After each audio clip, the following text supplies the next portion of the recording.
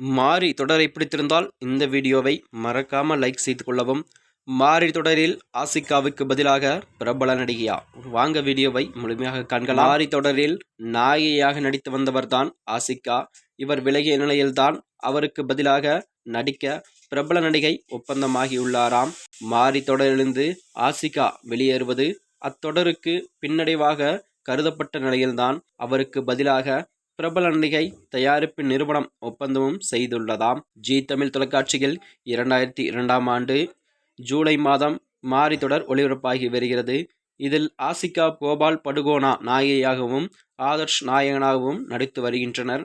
மூட நம்பிக்கைகளை மையப்படுத்திதான் அமானுஷ்ய காட்சிகளையும் கொண்ட திரைக்கதையுடன் மாரி தொடரானது எடுக்கப்பட்டு வருகிறதாம். தற்போது 3 ஆண்டுகளுக்கும் மேலாக 800 எபிசோடுகளை கடந்த மாரி தொடர் ஒளிபரப்பாகி வருகிறது.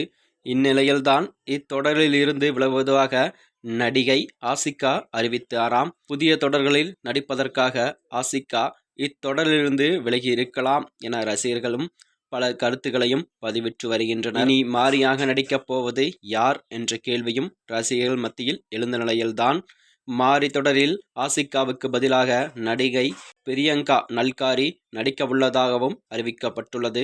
சன் தொலைக்காட்சிகளில் ரோஜா தொடருக்கு பிறகுதான் ஜி தமிழில் நலமையநந்தி தொடரில் பிரியங்கா நடித்து வந்தாராம். பின்னர் தனிப்பட்ட காரணங்களால் அந்த தொடரிலிருந்து விலகினார் அவர்.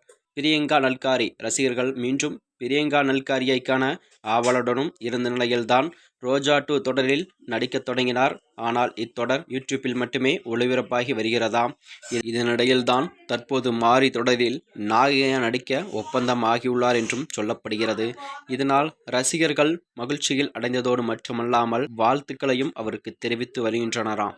மேலும் இதுபோன்ற வீடியோக்களை தெரிந்து கொள்ள நமது சேனலை மறக்காம சப்ஸ்கிரைப் செய்து கொள்ளவும். நன்றி, வணக்கம்.